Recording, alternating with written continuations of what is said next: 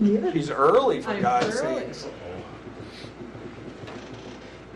Some of us are Jerry. hard working. Yeah. Clock in about flying in. I gotta drive to the cities yet tonight.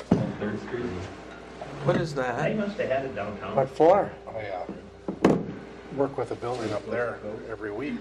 So I gotta go there tomorrow because of the holiday, you know, so I can't usually go on the Thursdays. And so, yeah, it'll be a late time. What time do you have to leave There's no year. tomorrow then? I'll probably Early leave. 70s. I just noticed that up when I looked over that way. Drive back home. So I'll leave for tonight for the cities to come Yeah. to the building all day tomorrow. Oh, you're leaving tonight? Oh, I thought you were leaving early. Oh, and Rudy must have found that hidden somewhere. Yeah, that is That was in the 70s. I'm getting to the point I'd rather not Nothing new. drive at night if I don't have to, I but am too. I like that. it's not, it's less interesting. I just don't see everything as well. Sure, I've got the answer. As soon as I get What part of the cities? Yeah, we'll let you do that, I suppose. North, that's on the St. Paul side, isn't it? Yeah, so it's not even, I'm gonna go through the whole dang thing to even get there yet. So you got a solid 3-hour drive. Ooh, I don't envy you. Registration is pending. What are you training? For CDL. I was 2 times in a row. Yeah. Well, it's hard sometimes, isn't it, when it reflects with work schedule. I might say that there's $900. For your evening reading? Trip. Doesn't want to work tonight? Mason City. Mason City. 2 trips there plus the board. So that'll be all right.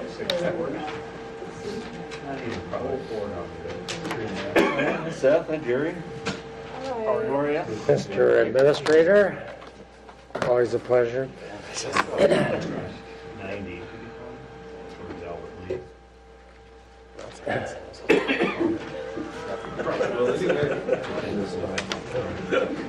Oh, yeah.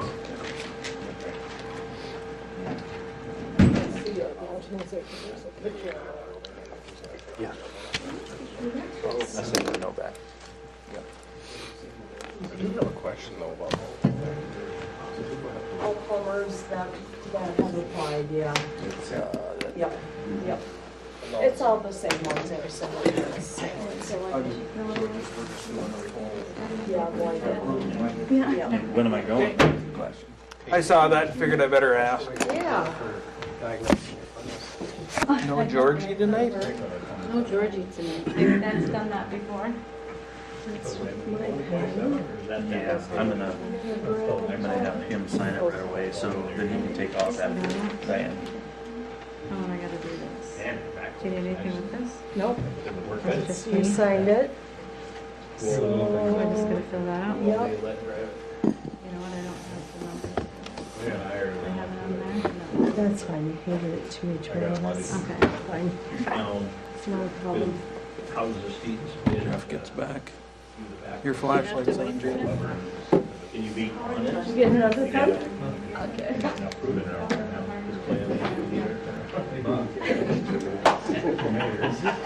Okay, we're gonna call to order the regular city council meeting for Monday, November 25th. I pledge allegiance to the flag Of the United States of America, and to the republic for which it stands, one nation, under God, indivisible, with liberty and justice for all. Do you have any corrections to the agenda tonight? Yes, I do, Mayor. You're going to see 2 of them on the last agenda that you've got. The number 3, the oath of office for Police Commissioner Peter Jaros, and then number 4, there's going to be a TDC update and request, but there's also 2 other ones that I want to add in there for you. It's going to be under consent calendar I, and it'll be a call for, and I'll probably read that to you. It's for a couple of lots sold to ECCO. We're going to call for a public hearing for January 13th at 6:30. 4, and then I'll read the two lot numbers after we get done with the rest of the consent calendar.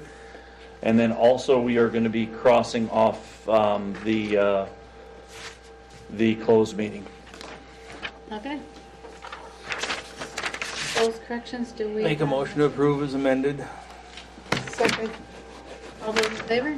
Aye. Opposed? Motion carries. Peter, would you like to come up? Thank you. My name is Peter Drouse. I'm originally from the Twin Cities. My girlfriend and I own Trails Edge, and we've lived on Bloody Lake for about 5-6 years now. Thank you.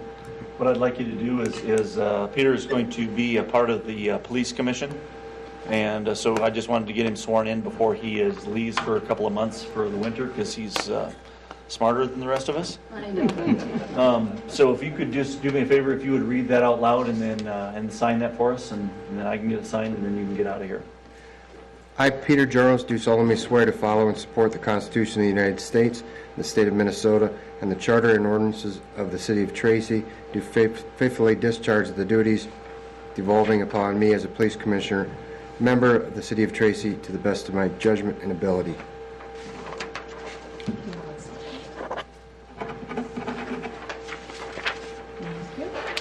Thank you. Thank you very much. Welcome I will to the get a hold of commission. you a little later. Thank you very much for doing that for us.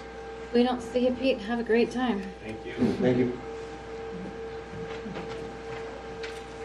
All right, let's go into, if we could, number 4 there, the TDC update and request. And then, Dale, can you come up for that, please? Just a quick update from the Tracy Development Corporation. Those you remember way back when, prior to COVID, we started working on a feasibility study for a hotel. Fast forward 4 years, we got the study back early this year, showing very promising for the need for lodging in our community just off of the current day-to-day usage and with some of the projects that are coming up. Once we got the report back and working with the Development Corporation and Tom and Jeff, we vetted out a couple different hotel properties, types of hotel properties, and have landed now with Wyndham Properties showing the most interest and having the most to bring to the table in our community. With this has came up location for the hotel in Tracy. One parcel obviously being the old Red Rooster lot as an option, but the lot that is most favorable would be the lot with the city park on it on the corner of 10th Street. That would be the shared parking lot with the caboose. So I'm here tonight to ask in the near future for the council to entertain the thought of relocating the park and selling that parcel for a hotel.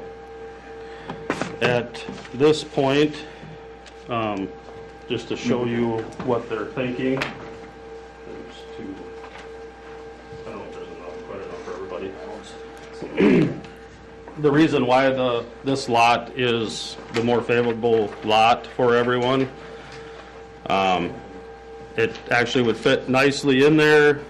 The conceptual drawing that we're at right now would show as you walk out the front door, you would actually be facing to the west, looking straight at the caboose parking lot.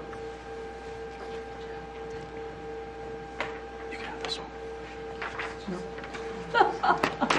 So that's what it would look like. 3 stories, 63 units, swimming pool. Yeah, so I guess the Development Corporation's asking if the council would have any interest in exploring that lot, as that's the more favorable lot for this addition to our community. And we're not signing off on anything tonight except for the agreement that to explore this option. There is a park there that is the best option that they have told us, where there is some land right around that area to move the park to. I will tell you one of the issues that we would run into with moving a park is the park equipment that is down there is probably needs to be replaced anyway, because how old it is. I think it's a merry-go-round and is there a teeter-totter down there that doesn't meet any specs that you need anymore. So I don't believe you can just pick them up and move them. You'd have to get something new in that area. I don't think it'd be that big a deal to pick up the picnic shelter, but so all you're doing really would be tonight, and we'd be looking for a motion, second, and a vote on whether that would be, at least you'd be able to entertain that idea of what we're looking at, or what the TDC is looking at here. I'll tell you that they put a lot of time into this, and none of it came from myself. It was all from the TDC and Tom, and this is arose from something that was looked at 25 years ago, and it's just come up again, and so questions for Dale is on the agenda. You can ask him questions. What is this that has like the two like garage openers? Or Probably That would be garbage, a potential garbage location, garbage dumpster location. Again, conceptual drawings, the point we're at now is they have offered a franchise agreement for a year, 1 year to break ground. Obviously, the next step for the Development Corporation is to find investors and then form an LLC. That would be the ownership group, and then start working with property management groups that would manage the hotel and, get the legal parts done. But really, the only thing standing in the way right now would be any raising of funds other than loan funds. So they're lock, stock, they're 100% on board. Actually, Wyndham Properties has exceeded, they're willing to put about $400,000 towards this project as a grant, just because of the amount of need they see in our community for something like this. And, the ripple effect of all the businesses in the community from this, anybody staying in the hotel is going to be getting gas and eating at the restaurants and hopefully shopping, hopefully not frequenting the ER, but possibly. Yeah, it's something that's very much needed in town.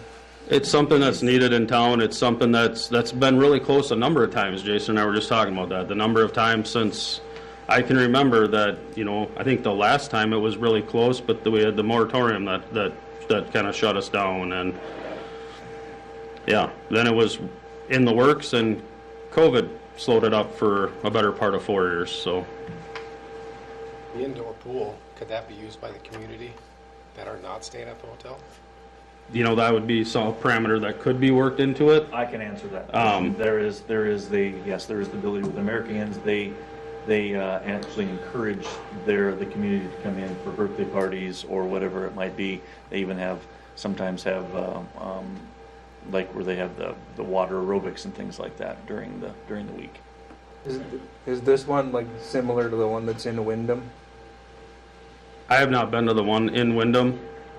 This is their new concept. American has been a push in the last 6 to 8 months. Wyndham Properties has been trying to push the American hotel more, because it meets the traveler, it meets the contractor needs, and it meets the family needs with the pool, the continental breakfast, the extended stay rooms.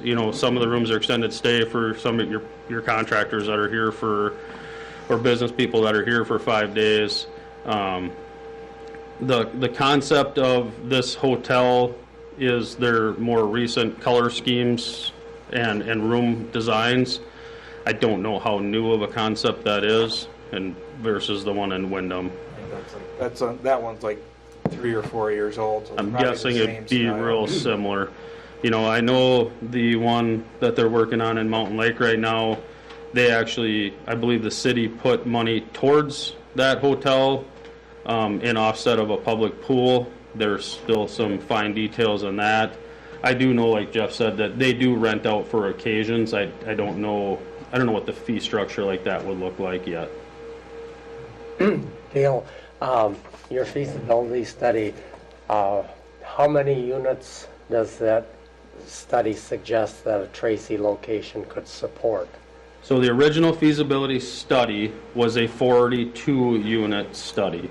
In redoing the calculations with Wyndham and with the needs and some of the more immediate needs in the next 8 years, the projection came to between 60 and 65 units. This lays out right now as the conceptual drawing at 63 units. And what would be the rental rates, the range, do you think? You know, obviously with any hotel, they seem to fluctuate. As a whole, looking, and maybe Tom could speak a little bit to this, I know you did some random searching on Americans. They were anywhere from that 95 to 120. That sound about right? I remember you had a bunch of them printouts. It's considered Wyndham has like several layers, so their entry-level layers would be Super 8 and Microtel, like over in Springfield, and I don't remember, there's 2 or 3. This is the next step up, so it's a little nicer, much more family-oriented, breakfast in the morning, that kind of thing, a pool. And in looking at, like, the closest one would be Marshall. And Tom, if you got too much more to say, I need you to come up here. would be probably in that, I think what Dale was mentioning is they have a projection of what they will allow to have charged, and then they have almost like 1.5 million individuals who have their points, club points or whatever. Their reward system. Rewards. And so they have a price structure, like for rewards members, they can't be undersold. And so we'll get into a whole lot more than that when we kind of get to the nuts and bolts of it. Dale, besides the ability to buy that land from the city, does the development group feel like there's going to be any other special considerations that will be needed from the city to make that a project fly, make it cash flow? From the city, the only other things would be infrastructure, and I have visited with Shane briefly just about where we would be able to connect sewer and water. I don't believe water at this point would be an issue. Depending upon where the sewer would need to connect, there may potentially be an issue with the 10th Street sewer. But no, other than from our standpoint, you know, getting the basic, you know, obviously we'll pay the hookups for the water and sewer, or not will, the LLC that's formed for this, the ownership group of the hotel, will pay their standard hookup fees, they'll pay their standard building permit fee, and yeah. And property taxes, you're not seeing a need for tax increment financing or anything like that? You know, at this point, not having all the funds started to raise the funds, because it's hard to raise the funds when the ideal lot is located in the city owns it, so it's, you know, I couldn't just say, hey, Yeah. Seth, will you sell me, Yeah. if we get the money raised, will you sell me this lot? You know, it was more of, it kind of had to go to the public eye. Right, right, yeah. So Oh, that's I'm very understandable. confident that the meeting a week from Wednesday, that hopefully that goes well, and we'll have enough fundraising done that we just get the process moving. So the answer to your question is, other than potentially some sewer infrastructure on the city's part, which I don't know if you'd really call that part of the project, if it's something that's on the list to fix anyway, but no. So the answer is no, just the relocating of a park and the sale of the lot. Is the square footage of the proposed new site for the park, is that roughly what the park is available for the park now, or? Well, the map, I don't know if you've got one of them or Brian's got one, I can see right in front of him. You know, right now, we're getting it on there within the parameters of the setbacks and making everything fit preliminarily. I do know there is maybe a slight concern on the very southeast corner, as far as depending upon where you draw the line for the setback of the road and exactly where the building lays, could potentially, with the overhang of the building, could be within a few inches of where we need to be, but Who owns the parking lot? Caboose? the caboose owns a majority of that parking lot.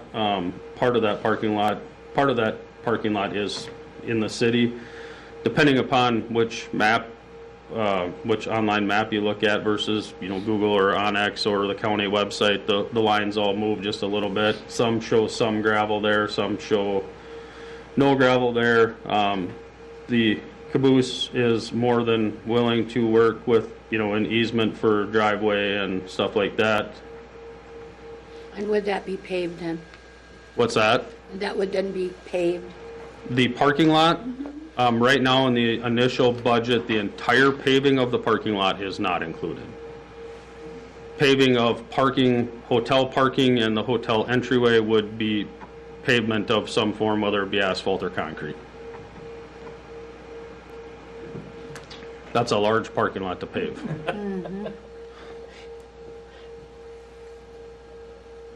If there's no other questions, I'd be entertaining a motion to just entertain the idea of what we're looking for, what the TDC and what the EDA is looking for in this situation. I'd There's make no a motion- commitment. I'd make a motion just to move forward with the project and keep digging into it. I second that. Do we have another discussion? Well, I just would like to add that I just think that this is excellent proposal, something badly needed in town, and I think that we should be able to create a nice park across the street, and I just, right on the surface of things, it looks like a win-win for the city of Tracy if this can go forward. So I think we should at least give it some serious consideration. Do we need a roll call or just okay, so roll call, please. Teagues, Aye. Lisa, Yes. Schmidt, Yes. Heinrichs, Yes. Jones, Aye. and Mayor Corman. Aye. Thank you guys very much. Thank you Good for all luck. your work. Mayor, let's get into right away. We're a couple minutes late on that. So the public hearing, Resolution 2024-103, approval of the variance request for Andrew Hesse. I'd like to open up that public hearing. Does anybody out in the audience like to talk about something that, for this variance? Oh, hearing none. Should we close that public hearing? Yes. And then we will open up the next? No. Nope. Nope. We want to vote on this one. Oh, Yep. Yeah. Oh, yes. We need to Motion and a vote on second. that. Yep. I'd make a motion, Mayor, that we approve this variance request. Second. A first and second, any further discussion? Roll call. Jones, Aye. Heinrichs, Aye. Schmidt, Yes. Lisa, Yes. Teagues, Aye. Mayor Corman. Aye. Now we can open up the public hearing for the ordinance number 390, which is the amending the city code section 8.3, removal of livestock within city limits. Anybody in the audience like to talk about that one?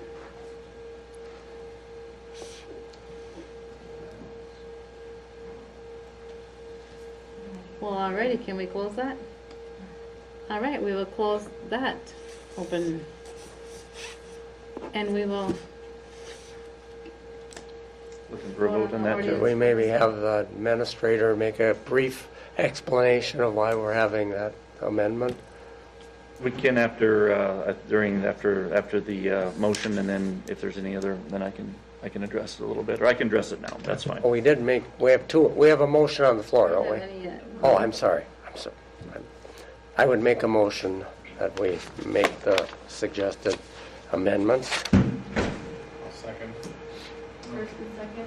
Do you want to just add a little thing about that? Yeah, I can a little bit. This has been pretty well contested. I know we've had a number of people within the city that have called in the last few weeks, when we started talking about this and set up the public hearing, and there's been a number of people that have called that have been very, very well spoken, and there's been no screaming on the phone or anything like that, just some concern in some areas, and I just, expressed, where we were coming from as a city and what we were trying to promote within the city, and not even, it was even asked a couple times about, well, how about grandfathering in some of the people that have got them already? And I said, well, where do you start and where do you end that? There is, and I can understand everybody's, and even it came up a number of times about potentially just having certain parts of the city. But as you know, we can't have certain parts of the city that ordinances affect, and then it doesn't affect it in another area. That would come to the point of, well, just because of the area that I'm living in, I can't. So that was impossible to please everyone. And I truly believe that for everybody that would want something like this kept within the city, I truly believe that you'd have a number of people that would, that absolutely are in agreement with the ordinance. You're not going to make everybody happy in any kind of ordinance. So, but I'm still, I'll still take phone calls like I always do. It's just, I really did think there would be some people here tonight, but. Okay, with that, anybody else have anything? Roll call, please. Teagues. Aye. Arvisu. Abstain. Schmidt. Yes. Heinrichs. Yes. Jones. Aye. And Mayor Coleman. Aye.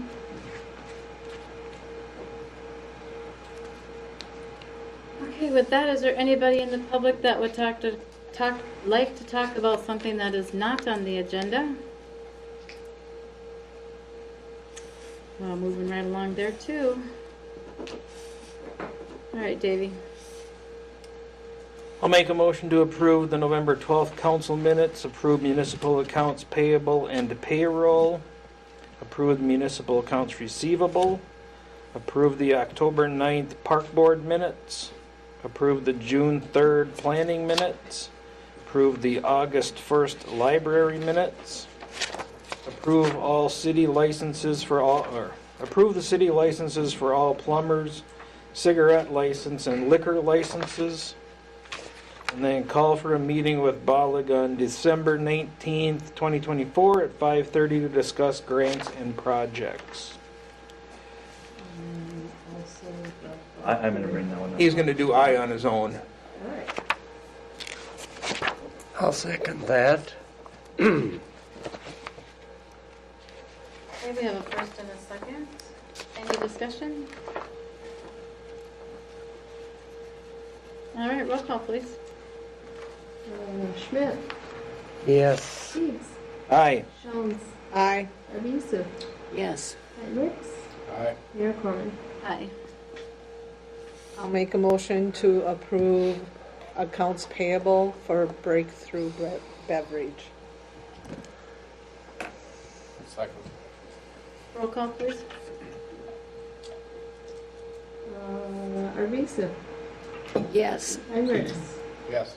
Jones. Aye. Schmidt. Yes. Mayor Coleman. Aye.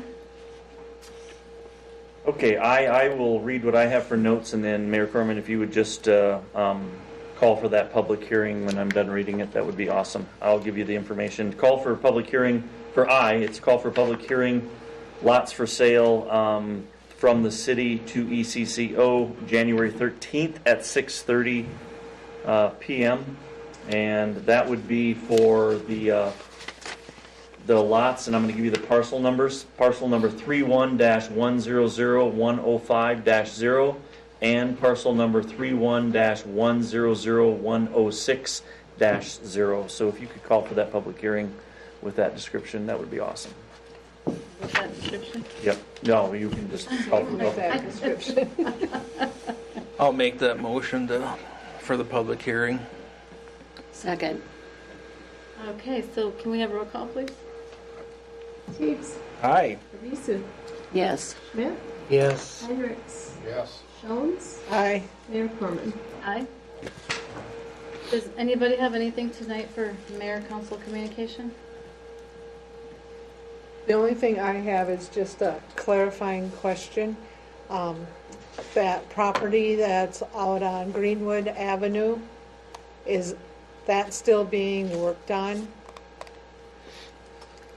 The one that was under question that we had a group here, here probably 3-4 meetings ago. Yes, absolutely. In fact, it's had a turn for the worse. That there's more and more things that are being put out there, and actually you might not have seen it yet, but there was an email sent to all of you that came from the neighbors that were out there right next door to it with new pictures. Chief Lichty right now will probably address it, or I'm going to have him address it when he comes up here, about what our next steps were going to be there. You know, so that, and he will address that. Him and I have had multiple meetings about that one. I just think people need reassurance that we have not just given up. Absolutely. Thank you. But you all received an email probably about an hour ago that I sent out. I had a meeting with the neighbors out there. Okay. Thank you. Okay, anybody have anything else? Okay. Staff reports. Val, do you want to go? Wow. What? You're moving up in the world. Had to happen sometime, I guess. All that hard work on those grants. That's right. So I just wanted to remind everybody that on Saturday we'll have a quick make and take ornament activity from 10:30 to 11:30. We've got about a couple of little ornaments that'll take about 5 minutes to make. So families are out and about Saturday morning. Feel free to stop in. We've got plenty of ornaments. And then on the 12th of December, we're having a paint party from 6 to 8. I think I've got, out of 20, I think I've got about 5 spots left open. So don't miss out on those. And yep, I will be doing the New Year's Eve party, so look out for more information on that. I'll be working on that now after we get everything done this week. So, any questions for me? Is that paint party, is that children or adults, or what is that? It's ages 12 and up. Yeah. I will be doing a... No. Yes, you are welcome to. Yeah, all right. You know, and, you know, it always depends on the age of the kid, but usually for those we do 12 and up. You're trying to get the artistic kids, hopefully. Is that right, or just any? It's mostly for older kids, teens, and adults. So, and we'll be making a tree painting. Okay. For So Christmas. they don't have to be professional. They just have to want to have the love of Right. And yeah, painting. and the company is always great, and we always have a blast. And she walks you through every single step, so you will end up with something that looks good.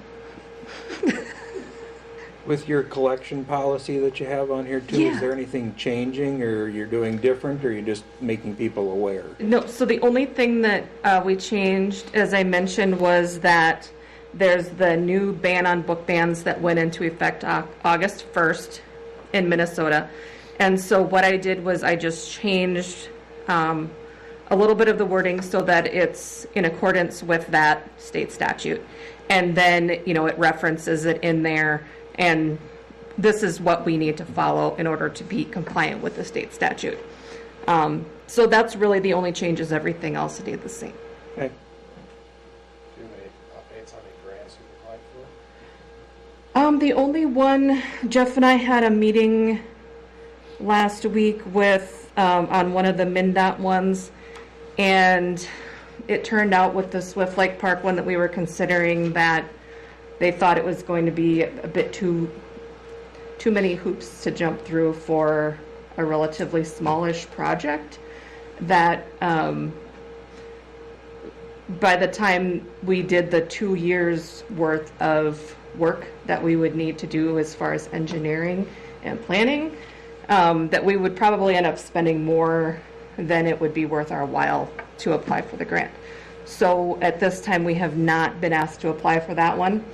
I do have a couple of other ideas that Jeff and I have talked about that we might be able to supplement what we have budgeted for that for next year. So we will work on those. We're still looking into it, but with federal and state grants, everything has to have a engineer's plan, and with a smaller project, an engineer's plan is going to be upwards of 40 to 50%. That's what they're expecting. Mm-hmm. And and when you're looking at a $160 project, then we'd be spending the same amount of money. So we don't know for sure. It's for that particular, for one of them that we're talking about is for the bike path.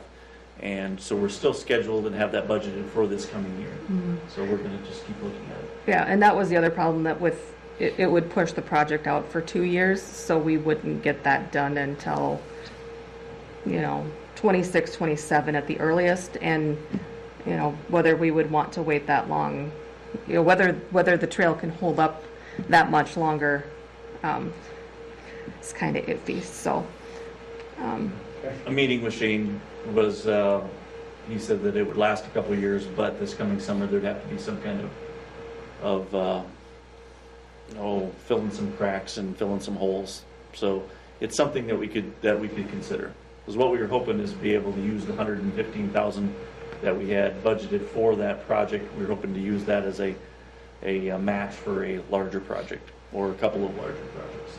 So yeah, and we do have another LOI out there that we were planning on asking for some funds for the Central Park sidewalks. And if and when they contact us and do the same thing where they interview you about what's in your LOI, I want to ask if potentially we could add the Swift Lake project in with that one and just ask for a larger amount for that grant, if it would have the same limitations. Or I think that one was a year earlier, wasn't it? yeah, that was the other one was 27. This one was 26. Yes. Yeah.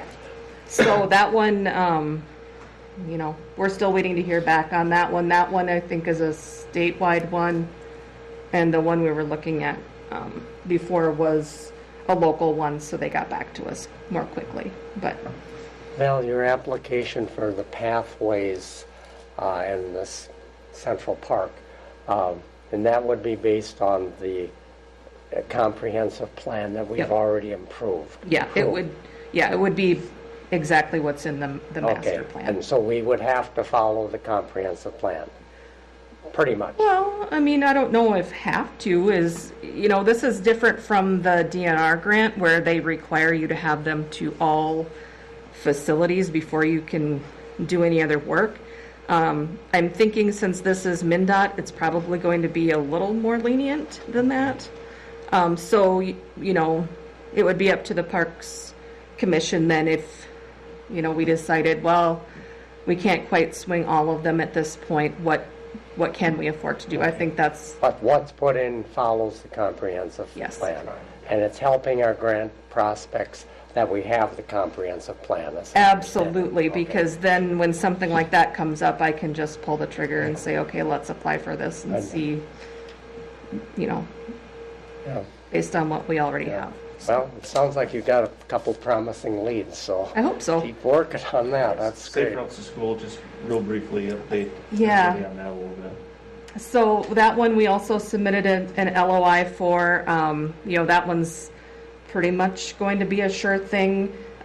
We just need to meet with the group who's been working on it and talk about the plans that our consultants have given us, and then decide which projects we'd hopefully like to move forward with for infrastructure for next year.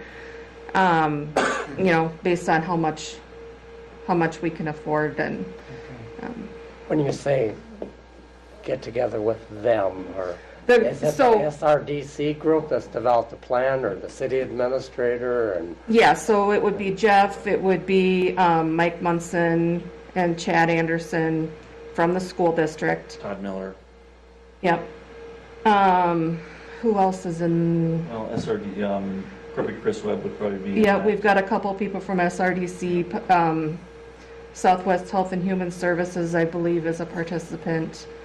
Depending on where the projects go, there's about, I think it was 10 pages worth of different pieces of the project. We just have to pick out which ones we want, which ones we can afford. We have the budgeted amount that we would need for a $400,000 project, but if you put all the projects together, you're looking at a lot more than $400,000. So we have the estimates for each little proposed segment. Yes. Right. Now just Okay, having time for that, and we've discussed with the school about, you know, depending on where the projects take place, on their involvement in it, and then also it's probably going to be pretty quick when we're going to have to get a hold of, if one of the projects is for around the St. Mary's School, we might have to get them involved also.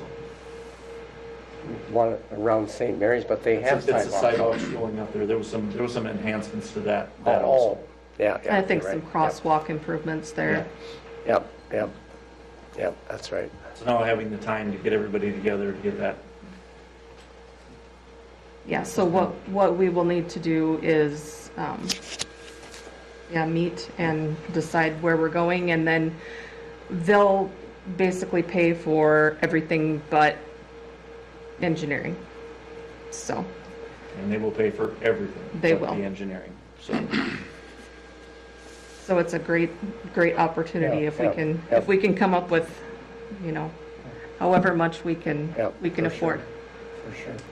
And keep in mind too that, you know, this is a plan that's good for what, 5 years. 5 years? We can, yeah, and I think we can do it in pieces also. We can, and they encourage you to reapply, you know, in subsequent years for additional projects. Your plan lasts for 5 total years. And then I'm guessing that if you keep it updated, you know, it's probably not that difficult to update it if it's current and just expired, so. So Val and Jeff, do you anticipate this group making their recommendations on what routes to happen within 30 days, 60 days, or when? When is the next piece of the application, or when is that? January, mid-January, I believe. So we have to have that meeting and make some decisions before that. So I would say it has to be done sometime before the holidays. In December, yes. Okay, well, keep me posted on that. Yep, I know. Yep. Around that. Yep. Thanks, Val. Okay. Jason, you want to go? Jeez. Yeah. What did she do?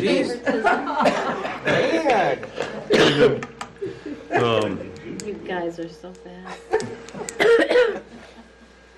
Just a little update on where we're at with the radar signs that we purchased. We've run into a couple roadblocks. The state has a specific list of vendors that they want these things purchased through, so we're trying to get the vendor that we purchased them through to register with the state to meet their requirements, to get the state to allow us to have a permit to put them up. So we're working on that. We ended up with 4 of them, and as I described, we got the shipping costs waived, so we didn't pay any shipping on any of them. And so we're just working on jumping through some hoops with the county and the state right now to get them placed. I believe the county one should be up fairly shortly, I would hope. So What makes these so much different than other ones? I see other cities have them. Approved vendors. because the vendor wasn't an approved purchaser from the state of Minnesota. So, yeah. That's, We feel they'll all be used regardless, but it'll just take a little bit more time. yeah. And I talked to the company and said, here's what we need to do. They said, we'll work with the state and try to get on that list. And we had a discussion about if we can't get them put up on the highway because the state won't allow us to put them up on the highway, we'll ship them back to them. So we won't be eligible. So. We still have the county ones that we could put them on. And Pine Street. Yep. County Road 11. Yep. Yep. And hopefully those will be up shortly. Yeah. Okay, good. So, Other than that, the only thing I was gonna mention is the 30th, we have the parade of lights coming up. I didn't know if anybody else was gonna mention it, but I thought I'd just throw it out there. And there is a slight chance of snow Wednesday night. I'd just like to remind everybody that's watching that snow emergency stuff will be coming up. Don't park on the street if there's more than a couple inches of snow. We don't need people blocking the routes for the plows. So, We still have that alert system if people have Yes, we do. signed up, that's still alive and well. yep, we still use Nixle. Thank you. Couldn't remember what it was called. Yep, Nixle. So if anybody needs help signing up for it, get a hold of me, I'll help them. So. Chief, can you address the address that Councilmember Jerry had brought up? Can you address it if you can't? Just to the effect that, yes, I'm working on it with a county attorney, and it went to court last year, and so that party is under probation, and so we're trying to use different avenues to put a little heat there. So. Okay. Thank you. Mm-hmm. So try to gain some compliance. Any other questions? Thank you, Jason. Thank you, sir. Cameron?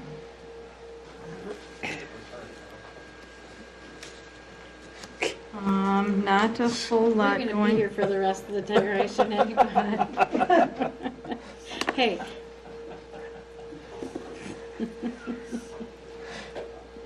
Had a good October. We were up about 8,000 in sales.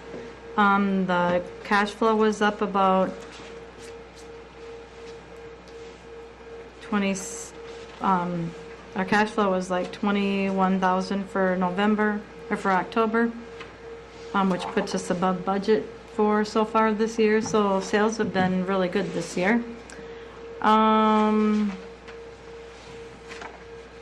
November is being thankful month, so we are thankful for our patrons, that they give us the opportunity to that they shop there so that we can put money back into the budget for them, or back into the city. November was National Beer Day, or Minnesota Beer Day, so we had a sale for that. We are planning to do a Black Friday liquidation sale.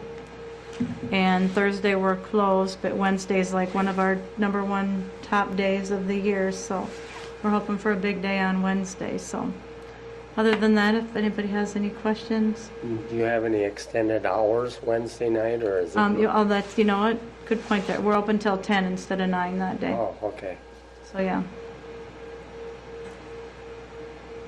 But otherwise, just rolling along, depleting inventory.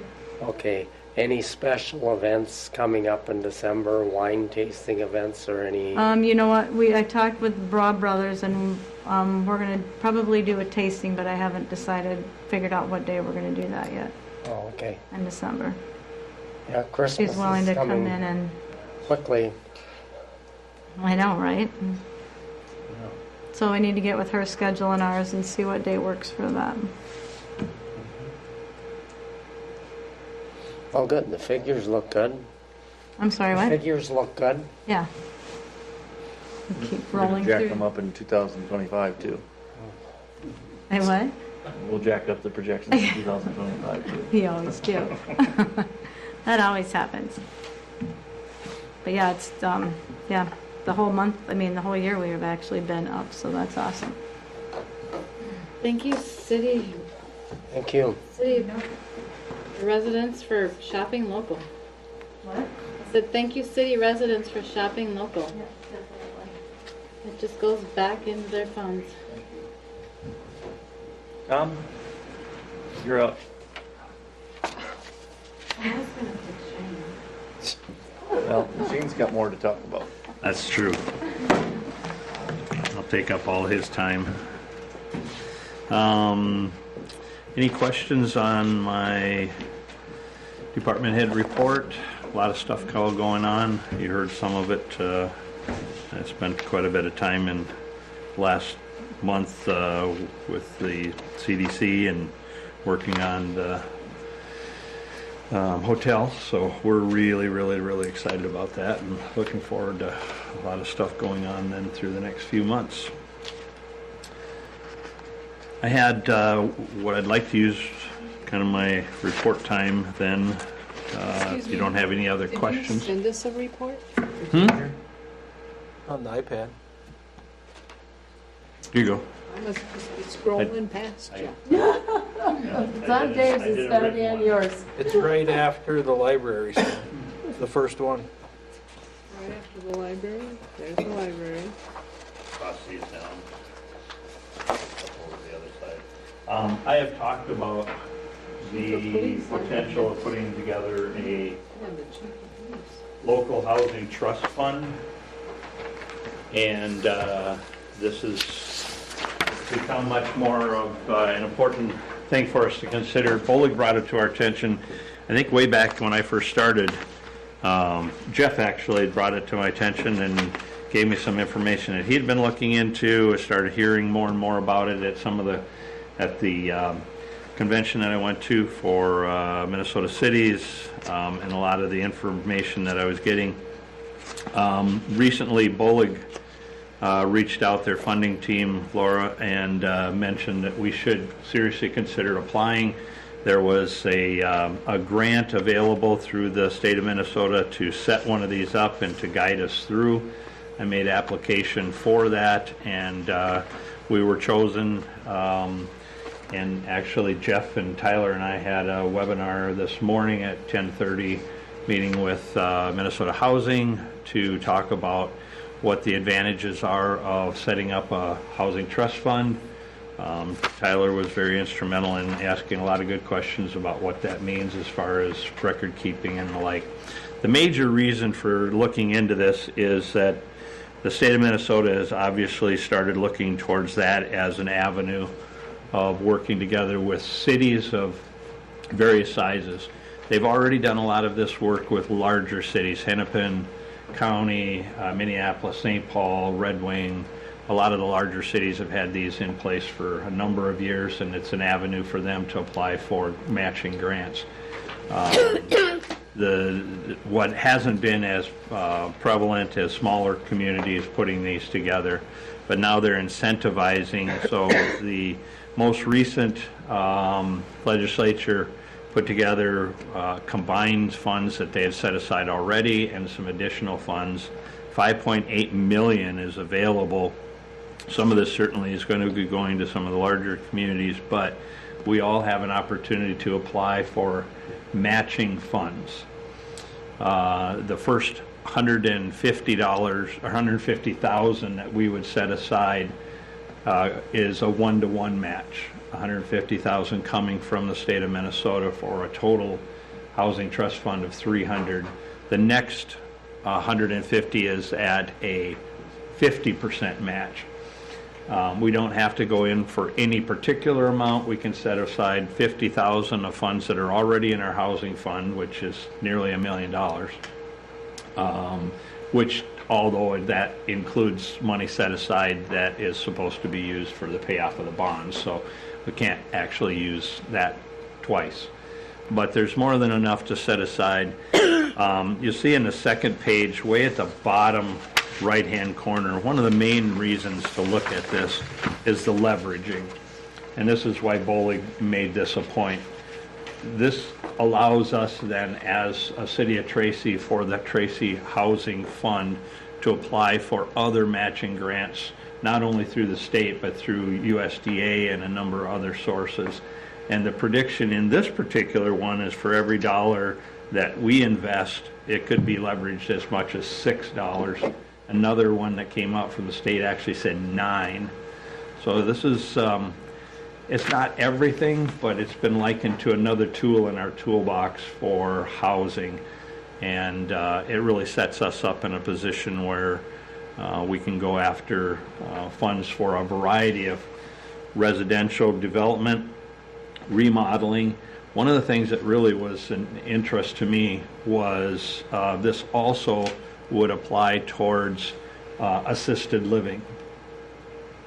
And it came up in our housing study, the number of assisted living units that we should have in place in the next 10 years. And we do not have an assisted living location in Tracy by the pure, you know, whatever, the way that it's set aside. We have the nursing home, we have O'Brien, which no longer functions as an assisted living, it's senior apartments. But we're missing that kind of a gap, and this actually does provide resources for putting something like that together, or organizing it, or the studies for it. So it really gives us a wide variety, and that, I think, probably the reason why they have this underneath that is not only the aging baby boomers that are coming up to those ages and those brackets where they will be transitioning from their homes to an apartment potentially, and then to some assisted care, and then, you know, perhaps more additional care. Those open up houses in the city then as well as individuals transition, and that might be one of the ways that we're able to actually provide additional housing in the city of Tracy for individuals that are moving out of apartments or moving into the city. Can you reassure the board that this money that we talked about this morning, it doesn't leave the city, it's just, you know, just reassure that, you know, we don't have to send that 150 or 200,000? No, what it is basically setting it aside. One of the first things that we would need to do in order to actually apply for these grants is to pass an ordinance. That's the first thing that probably will happen in January. But those funds stay right within our books. And Tyler was asking a lot of questions, how much of a differentiation does he have to do? We're already keeping a separate kind of journal entry for our housing anyway. So it's not going to be a whole lot more than that. Basically relabeling the money that's already in the housing fund. And if we can get a match of 150,000 by relabeling 150,000 that we have in our general fund that's set aside for housing, be good for us. So are there any income guidelines or anything that people need to qualify to be able to? This will track very close to what we have done through UCAP. So a lot of the programs that this is set up to involve would be some of the programs that we've already done through UCAP with those income guidelines. So it is low income and moderate income is what these are kind of tracked for. We have been working with UCAP on the current program that they have.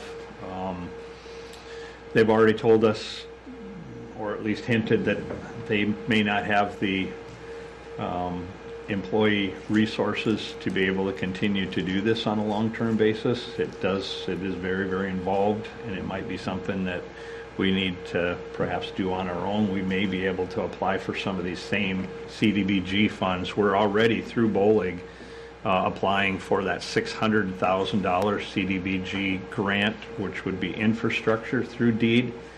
It kind of revolves, a lot of these programs are intermingled and kind of build upon each other. Once we have one in place, then we're putting the rest of the pieces of the puzzle. So this could be used for our development over on Front Street as well.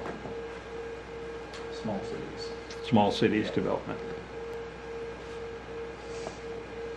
I guess the reason I'm asking is I've heard a lot of comments and inquiries or whatever that, you know, there's the options for the people with the lower income guidelines and everything, but there's still this fraction of citizens that fall out of those guidelines. They make too much, but it's still very challenging for them to build a house with the costs and everything nowadays. And that, has the city ever looked at if there's a program out there to help the next, I don't know what politically correct, but the next level of income people? The income guidelines on a couple of these are 115% of what the, I don't know what they call this moderate households. So Lyon County, 80% AMI is kind of one of the lower portions in there. A family of 4 would qualify at 73,300 of annual income. We as a city are at about 53% below below these numbers here. So yes, there are individuals who are making more than that that may not qualify, but the vast majority of residents that we're working with that need to make some of these cannot afford it, probably can't get the loan to do it, to do the remodeling for the new roof and siding and furnaces and those kind of things for remodeling purposes. It is geared towards low to moderate income. There's really no programs out there that help that Middle. There are, Minnesota Housing has a tremendous amount as long as you dig into it. There are a lot of, it just depends on what you're looking for. Is it down payment assistance? Is it actual grants for a new house? I don't think I can answer it for sure, and I don't think Tom or I can completely answer that question, but it's because it's besides not what like we're doing. somebody that makes $100,000. I'm just even number, $100,000. They're not going to qualify for the lower income ones. But $100,000, it's not like that's. Well, the two houses out on Front Street are $128,000. You have to make below $128,000. So. But Jerry, are you talking $100,000 income? Yes. Yeah. You're talking about the. Well, no, cost he's of- saying out there you can make up to 128. Oh, okay. Yes. Or Per family, yes. So a married couple Would be a little higher even that. So it goes like 1, 2, 3, 4, 5, depending upon the household, the income limits continue to rise. But the ones that I have looked at thus far, as far as the housing funds that are coming out from the state, are geared towards low to moderate income. Many of them are for rental assistance programs, which we really have not done a lot of. But I think where we're really hurting is some additional remodeling, particularly in advance of some of these homes going downhill. We've got, Shane and Jeff and I looked at about 12 homes owned by the state of Minnesota that'll go on tax forfeiture. Probably 9 of them have to come down. We can't catch up to 9 homes building brand new. We've got to get ahead of the curve here and get some of these before they just go down because people couldn't afford to put a roof or abandon them, and there they sat. We can't build $350,000 homes to replace these $80,000 ones that are affordable. That's the hard thing right now. It's challenging for a family that's making, say, $125,000 to even pay for a roof. Roofs are not cheap nowadays. If Dale was here, I'd ask how much approximately would be to reshingle and that a roof. We're talking. Depends upon how big of a roof, but 7 to 15. I was just going to say, I think it's more like the 15. Once again, depending upon 2-story, how big of this area, all those kind of things factor in. You're right. And those are the ones that are asking, what about us? Yeah. I need to replace my house, but I don't have $20,000 in a savings account here to pay for. Well, and these programs, many of them are not pure grants. They're loans. They have a mortgage associated with them, and so individuals that maybe are making 100 to 120, it's thought that would have availability to be able to get, a second mortgage or a home improvement loan, and they're standard where many individuals fall below those income guidelines. I wish I had better information. I'll do a little more research to see what might be out there, but everything right now that I'm looking at, particularly with this program, is low to moderate. Well, we just keep our eyes open because a lot of people are asking, what about us? And we just need housing, period. Yeah. I do think this program would have promise, though, for Tracy. It definitely helped. Any other questions on my report or anything else going on? Anything you heard? show the signs. No, good. We do have the signs. I reached out to Drew to contact Dennis.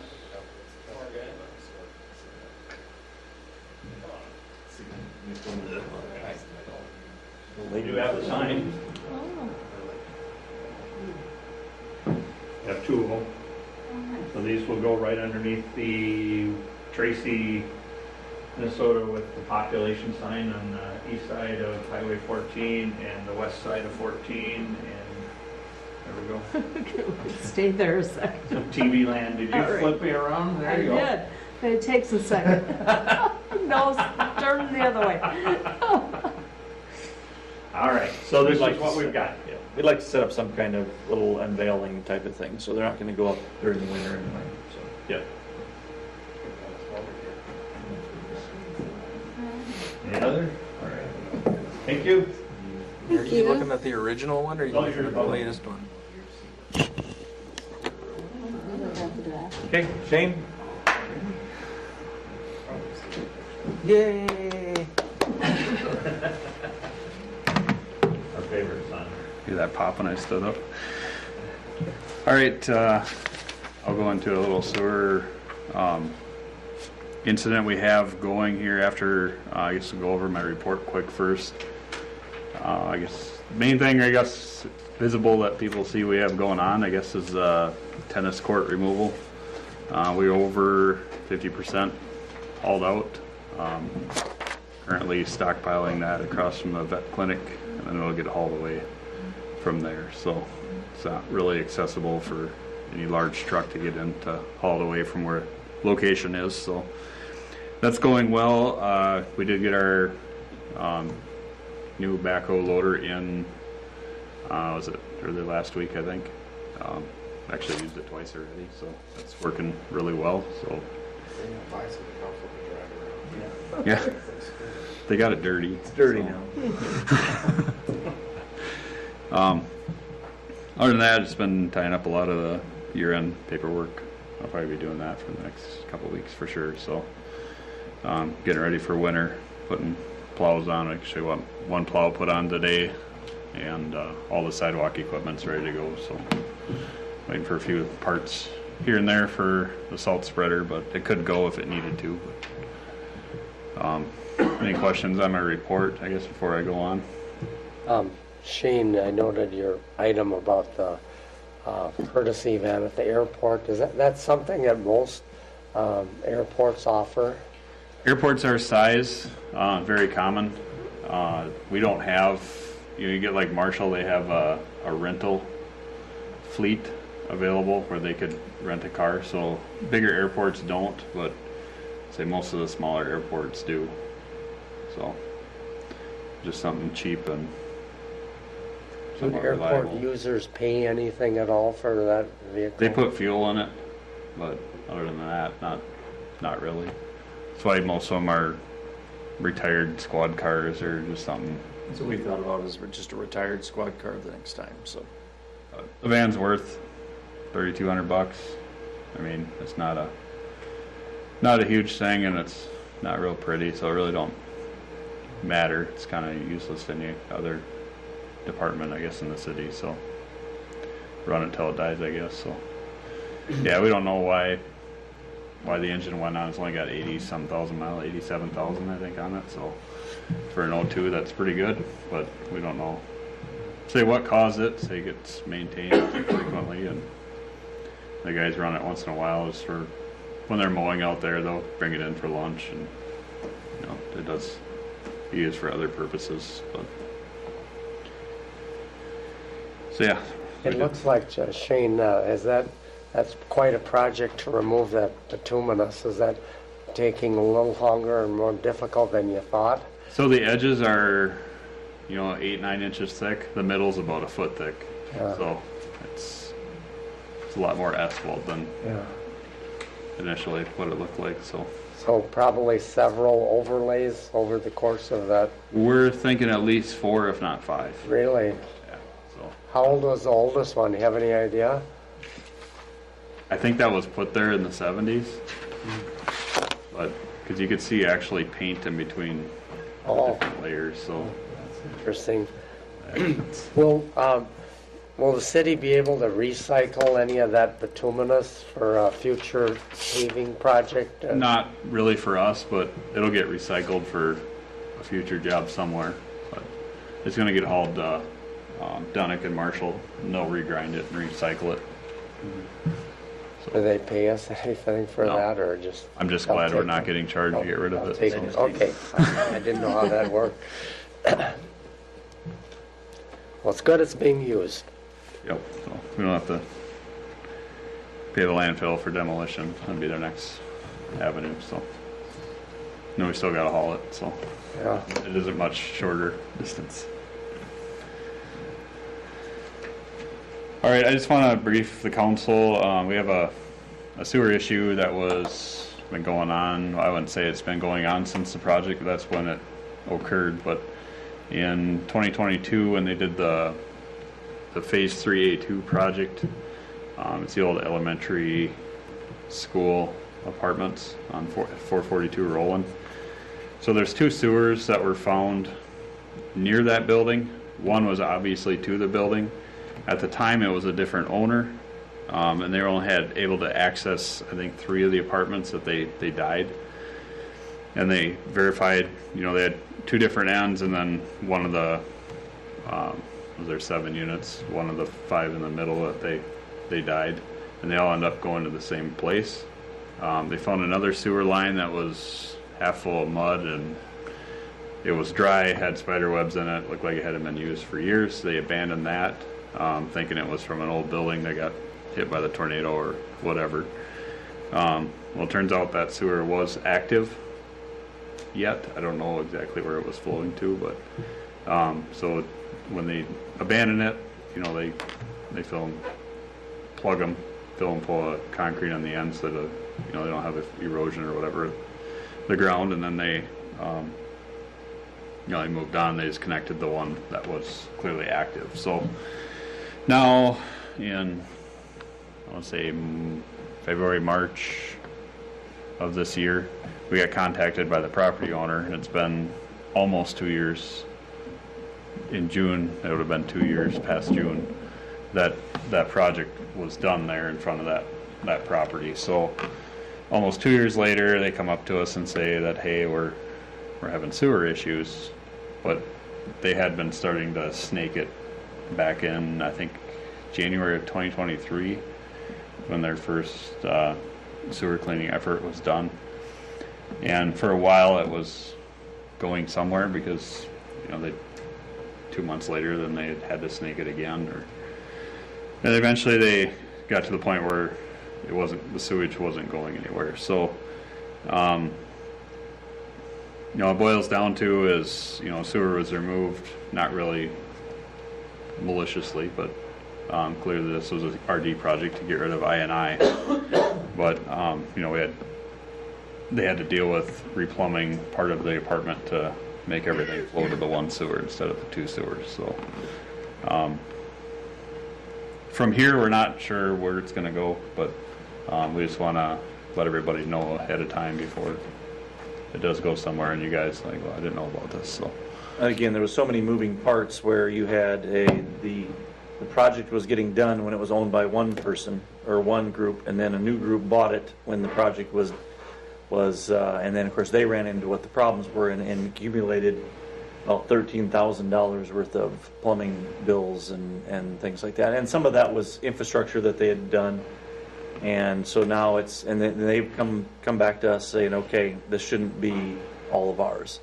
So it's been, like Shane said, 6 months that we've been working on with ISG, with ourselves, with the RNG contractor and the owner back and forth. So we're getting a lot closer to at least a solution. We don't know exactly what that solution is, but we're at least working. Everybody not right now is working together on it. So just didn't want that to surprise anybody.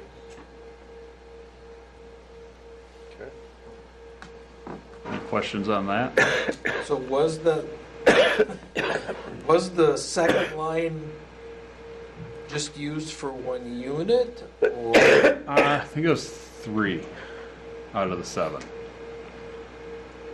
which is very odd because they dyed the two ends, and the end closest to that sewer wasn't even hooked to it. It was the ones in the middle. So it didn't really make a whole lot of sense that was the case. But That's weird. you figure if you dye one end of the building, the other end of the building, and one in the middle, and it all goes to the same spot, the rest of them were. So they replumbed the inside to go to the drain line that's there. It's a drain line that's there, but they didn't know that it needed to be drained to there, so then it was going underneath, basically. Gotcha. So, there's a chance that the new owners actually opened up those, a couple of those apartments, and came into something. So was there something in their disclosure statement that we don't know for sure.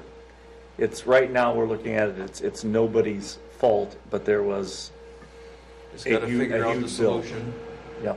That's what we're trying to figure out is a solution for the whole thing. Because the new owners have done real well within the city and done a nice job with those apartments too. But so we're just working on it.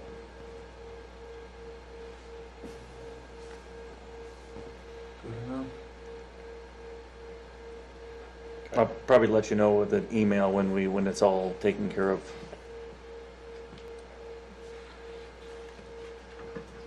Okay. Any other questions? All right. Thank you. All right, before we move on to the last couple of resolutions, I'm just going to give you, I want to, announce this. This is, with the ordinance, with the sewer line clean out, we did a dry run with a company out of Gallatin for sending us a video of a sewer line of a house that was being sold. Of course, it didn't have to be because it's not, December 1st is when that starts. So anything listed, any house that exchanges hands, whether it's with the real estate agent, whether it is a hand down to an heir, or whether it's an exchange with a private ownership, or whether it is just a private sale to another person, they will all need to adhere to the new ordinance, where any house that changes hands has to be looked at for I&I. It has to be looked at for your sewer all the way out to the boulevard. So that is right now we've got 3 companies that are doing that for us. They're going to do that for us that we've talked to. But it's going to be on our website. It's going to be on Facebook. And I had sent every realtor that's sold a house here within the last 3 years has all gotten a letter and an email sent out to them. So we've gone above and beyond to try to make sure everybody knows. And then as rental people or rental people that rent houses here in town, as they come in, then I'll give them another list or an envelope for them with the instruction of what needs to be done. Shane come up with it's not a application, but it can be considered an application. It's an application and what would you call? Like a permit. A permit. And that has to be turned back into us, and it has to pass before it can be moved on. So we rely on homeowners to let us know? We will have, if anything comes up with on the MLS that comes within a realtor, they'll get a phone call from me immediately. Okay, but say I'm going to sell my place to Pam. Yep. Who regulates that we follow this? We're gonna talk to the county and anything that goes through there. But it's all under the same ordinance, and everyone will know about that ordinance. And then we have actually in it, what we're asking for is it to be in the purchase agreement itself, on who's paying for it, what needs to be done.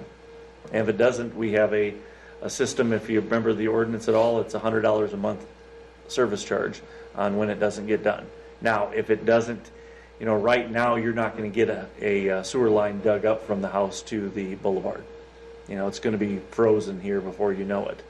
But it needs to be in there on who's paying for it. There's other cities, other counties that have some trust funds put aside, where you can put the money into a trust to hold that money until it can be done. Right now, we're gonna go with what we have right now. So it's an expectation more than anything else.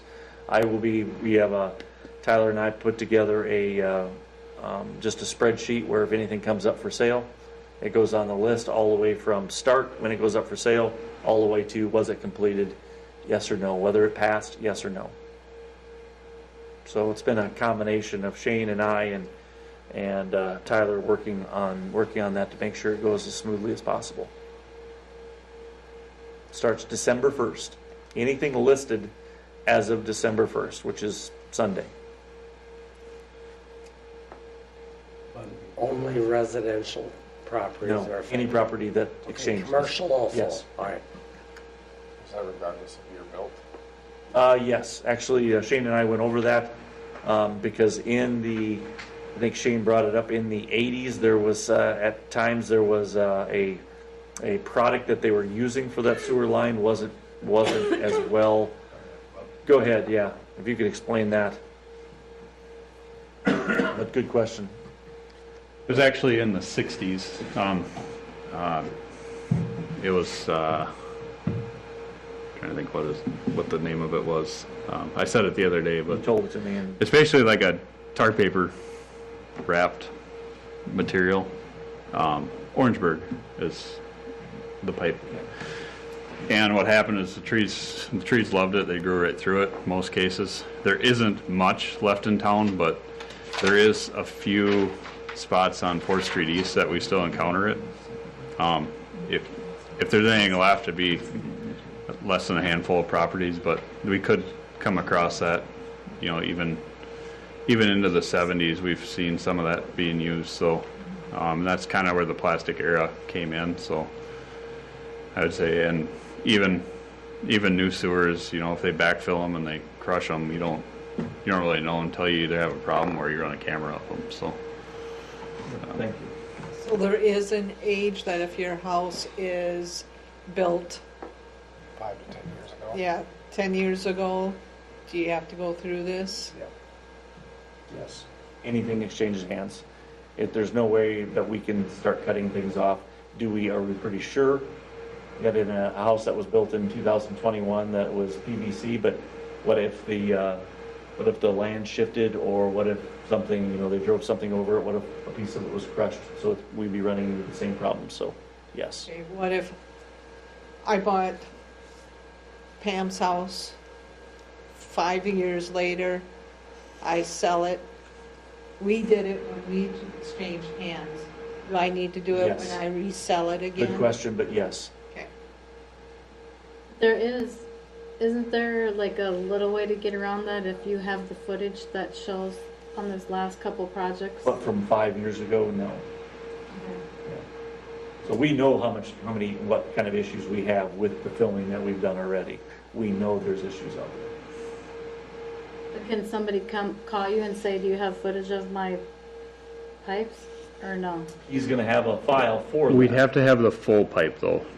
So like a lot of the street projects, they do camera. Some of them, if they weren't done already, most of them are going to be fails from what I've seen, but there's a few that would pass in the new project areas. But if they're just doing a street out front and say you had a house that was 15 years old, likely you're going to be fine, but there's a chance that it could have got broken apart or ruptured during the project, or gas company drilling through it, or fiber optics company drilling through it. You don't know until you have an issue, because they'll blast through the pipe and water could get through, and then I take it up with whoever that utility is. But it's still I&I in the end of the day.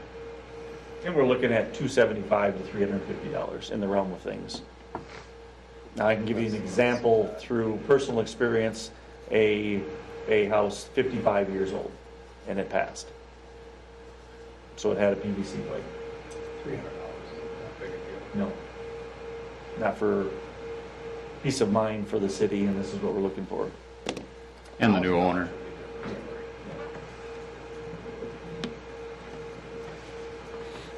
Okay.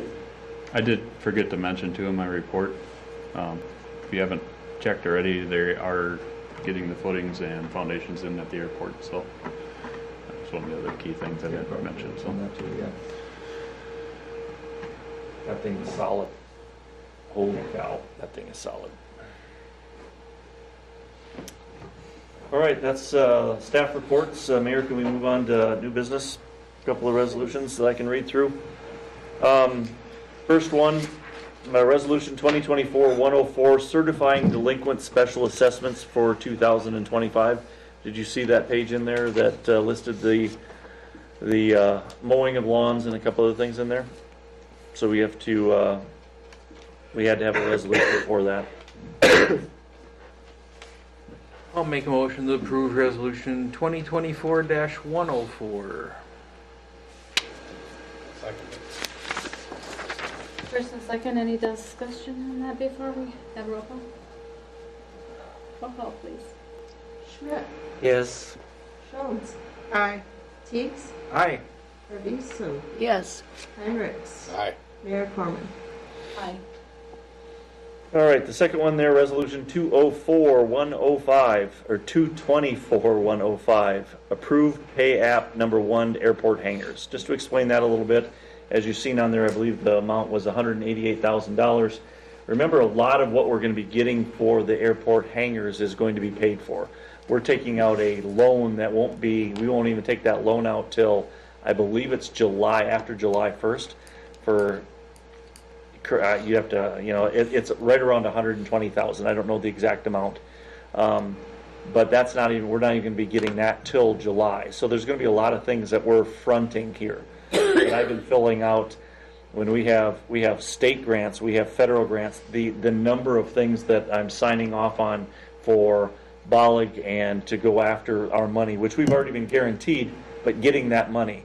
So we can't sit and let the you know, especially in all the way through, you know, for 6 months, not get the contractor paid. They can't sit out there with, you know, eventually what's going to be, you know, $1.145 million sitting out there before we get all of our grants and everything in. So the first one is a payoff for $188,000 paid to Dale Johnson Third Construction, and that's for the footings. That's nothing to do with the building yet. So we're kind of deciding right now. We visited out there last week. I get an update on it from Dale. And so what we're looking at right now is just depending on what the weather looks like over the next couple of months. They're going to try to keep it warm out there so they could possibly do more things out there. But there's a chance that we're not doing anything until April or May. You know, we just don't know yet. But the footings have been poured. They're thick. The footings themselves are... The original ones that were in there were, I think, 1.5 feet thick. They're 8 inches for the walls, and the footing, I think, is 10 inches thick. Was it 10 inches? Maybe nearly a foot is what he said, and then the 8 inches for the walls themselves. So it's very solid. So we knew that this was going to be coming, and we were going to have to pass this. So.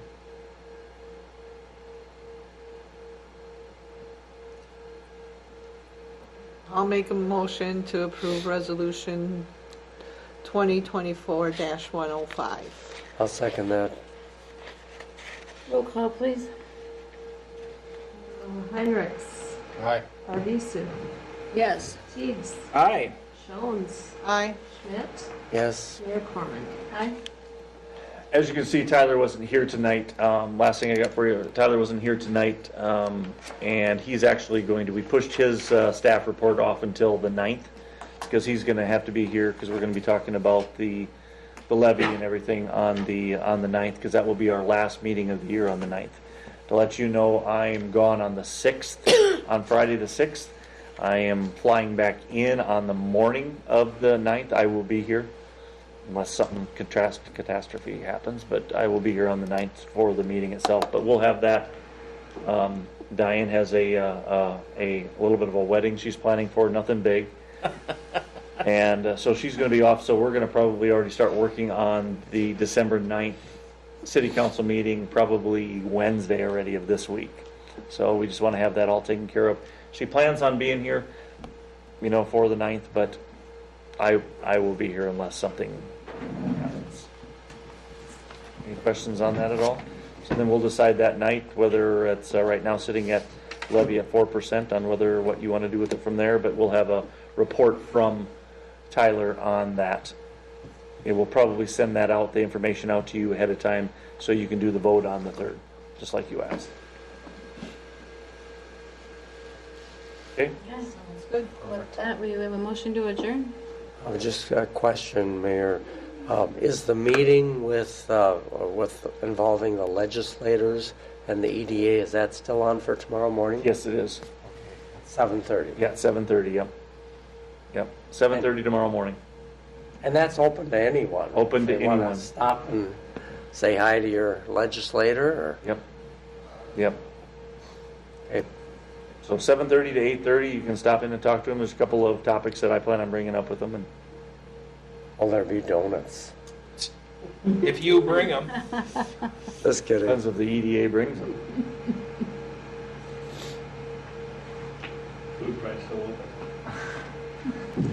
They open at 7. They do? Yeah. Good. Motion to adjourn. All those in favor?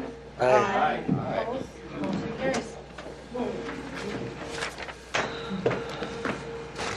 So, Oh, I was gonna tell everybody happy Thanksgiving out there in TV land.